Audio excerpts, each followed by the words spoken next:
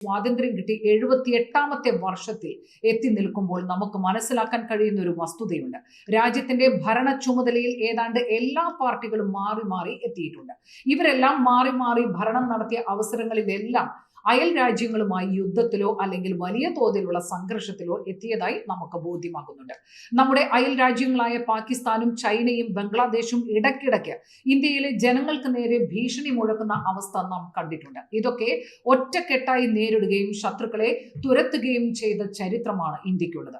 ഇതൊക്കെയാണെങ്കിലും കഴിഞ്ഞ 2 ദശാബ്ദങ്ങളായി പാകിസ്ഥാൻ ജനങ്ങളുടെയും ഭരണകൂടങ്ങളുടെയും സ്വഭാവങ്ങളിൽ ഒരുപാട് മാറ്റങ്ങൾ ഉണ്ടായിരിക്കുന്നു. പാകിസ്ഥാൻ കേന്ദ്രീകരിച്ച് അന്താരാഷ്ട്ര തലത്തിൽ പ്രവർത്തിക്കുന്ന നിരവധി ഭീകര സംഘടനകൾ പ്രവർത്തനം നടത്തുന്നതായി പലതരത്തിലുള്ള റിപ്പോർട്ടുകളും വന്നിട്ടുണ്ട്. ഇതിൽ ആഗോള വ്യാപ്തിയുള്ളതും ശക്തമായ ലഷ്കർ-എ തയ്ബ എന്ന അതിഭീകരന്മാരുടെ സംഘടന ഇന്ത്യയെ എപ്പോഴും ഉന്നം വെച്ചുകൊണ്ട് പ്രവർത്തിക്കുന്ന സംഘടന തന്നെയാണ്.